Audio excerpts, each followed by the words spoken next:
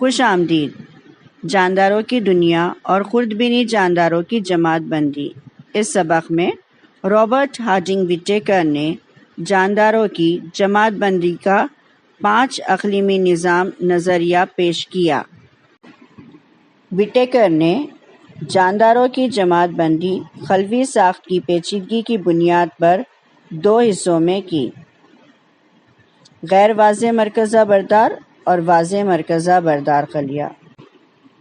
تمام غیر واضح مرکزہ بردار اور ایک قلوی جانداروں کو عالم منیرہ میں شامل کیا گیا، جبکہ واضح مرکزہ بردار خلیہ اور ایک قلوی جانداروں کو عالم پروٹسٹا میں رکھا گیا، اور تمام واضح مرکزہ بردار کثیر قلوی جانداروں کو مزید 3 حصوں میں تقسیم کیا گیا۔ عالم پھپھوند میں ان جانداروں کو شمار کیا گیا جو مردہ جسم سے غذا حاصل کرتے ہیں۔ عالم نباتات میں ان حیوانات کو شامل کیا گیا جو شعاعی ترکیب کے ذریعے سے اپنی غذا تیار کرتے ہیں، اور عالم حیوانات میں ان جانداروں کو شامل کیا گیا جن میں قلوی دیوار نہیں ہوتی ہے اور وہ شعاعی ترکیب کے ذریعے سے اپنی غذا تیار نہیں کر سکتے۔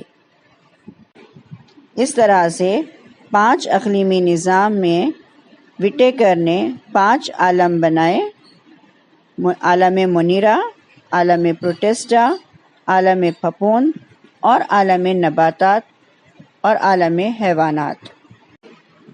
عالم منیرہ میں تمام قسم کے بیکٹیریا اور نیلی سبز-کائی شامل کی گئی ہے۔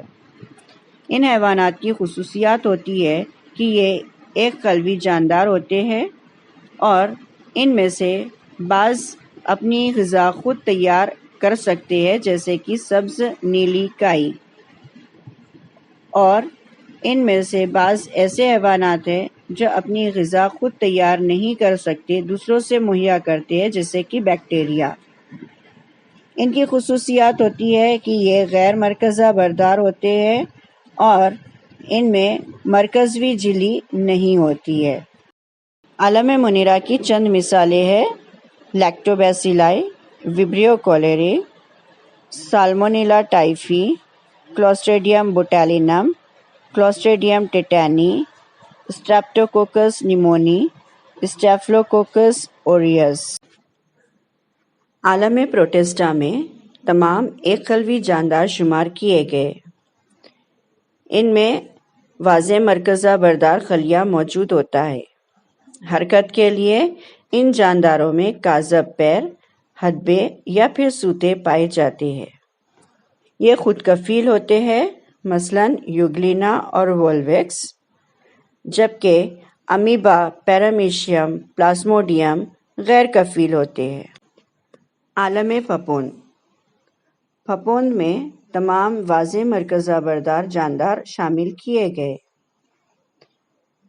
اکثر پھپھوند جو ہے گند خور ہوتے ہیں۔ یہ سڑی گلی چیزوں سے اپنی غذا حاصل کرتے ہیں۔ پھپھوند کی قلوی دیوار کائٹین نامی پیچیدہ نشستہ سے بنی ہوتی ہے۔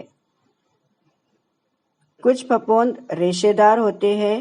ان کے خلیے مائع میں لاتعداد مرکزیں پائے جاتے ہیں۔ تخمیر، بیکرز ایسٹ، میوکر ایسپرجیلس جو کہ مکئی کے بھٹے پر پائی جاتی ہے، پینیسیلیم، ککرمتا یا شمارخ مشروم، یہ سب پھپھوند کی مثالیں ہیں۔ خوردبینی جاندار انتہائی باریک ہوتے ہیں جسے ہم سادھی آنکھ سے نہیں دیکھ سکتے۔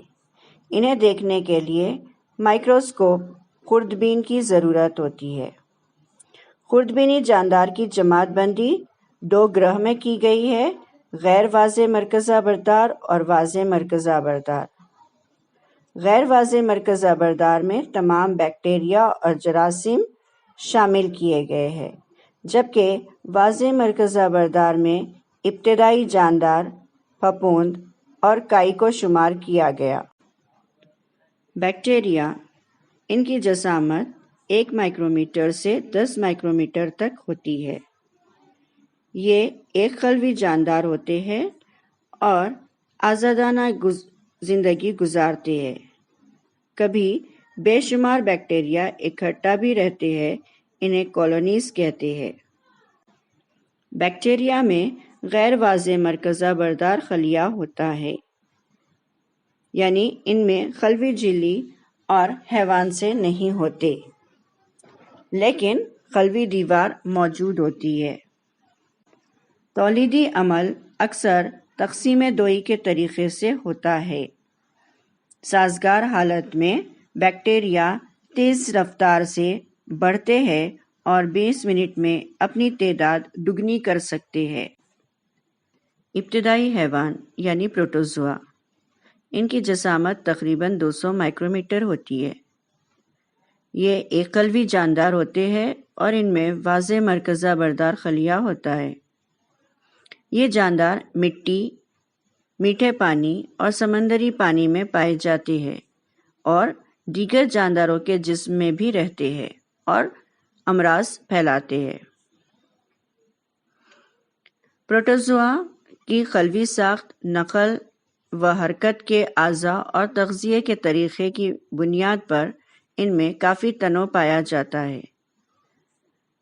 تولیدی تقسیم دوئی طریقے سے ہوتی ہے، جبکہ ان کی مثالیں امیبا، پیرامیشیم جو گندے پانی میں آزادانہ زندگی گزارتے ہیں، اینٹامیبا ہسٹولیٹیکا جو پیچش کا سبب بنتے ہیں، پلازموڈیم وائویکس ملیریا کا سبب بنتے ہیں، اور یوگلینا خود کفیل جاندار یا ابتدائی حیوان ہے۔ پھپھوند، ان کی جسامت تقریباً 10 مائکرومیٹر سے 100 مائکرومیٹر تک ہوتی ہے۔ یہ ایک خلوی خوردبینی جاندار ہوتے ہیں۔ پھپھوند کی کچھ قسمیں سادہ آنکھ سے بھی نظر آتی ہے۔ ان میں واضح مرکزہ بردار خلیہ موجود ہوتا ہے۔ یہ سڑے گلے مادوں، نباتات اور حیوانات کے مردہ جسم پر پائے جاتے ہیں۔ یہ گند خور ہوتے ہیں اور کاربنی مادوں سے اپنی غذا حاصل کرتے ہیں۔ ان میں تولید جنسی طریقے سے اور تقسیمی دوئی و کلیاؤں جیسے غیر جنسی طریقے سے ہوتی ہے۔ پھپھوند کی چند مثالیں خمیر، کینڈیڈا، مشروم وغیرہ ہے۔ کائی یعنی ایلگی، ان کی جسامت تقریباً 10 مائکرومیٹر سے 100 مائکرومیٹر تک ہوتی ہے۔ ان کی نشو و نما پانی میں ہوتی ہے۔ کائی کی کچھ قسمیں ایک خلوی ہوتی ہے اور کچھ کثیر خلوی ہوتی ہے جنہیں آنکھ سے دیکھ سکتے ہیں۔ ان میں واضح مرکزہ بردار خلیہ ہوتا ہے۔ یہ خود کفیل جاندار ہوتے ہیں۔ ان میں سبز مائنہ موجود ہوتا ہے جو شعاعی ترکیب کا فعل انجام دیتا ہے۔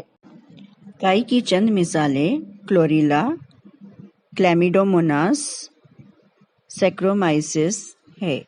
وائرس، ان کی جسامت تقریباً 10 نینومیٹر سے 100 نینومیٹر تک ہوتی ہے۔ یہ بہت ہی مہین یعنی بیکٹیریا کی بنسبت 10 سے 100 گنا چھوٹے ہوتے ہیں۔ ان کو صرف الیکٹران خوردبین کے ذریعے دیکھا جا سکتا ہے۔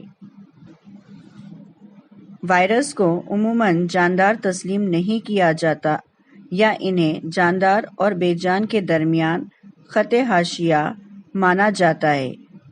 ان کا مطالعہ خرد حیاتیات یعنی مائکروبیولوجی میں کیا جاتا ہے۔ یہ آزاد ذرات کی شکل میں پائے جاتے ہیں۔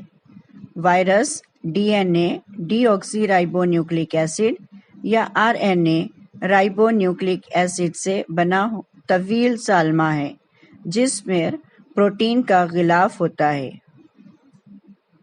یہ نباتات اور حیوانات کے زندہ خلیوں میں ہی رہ سکتے ہیں۔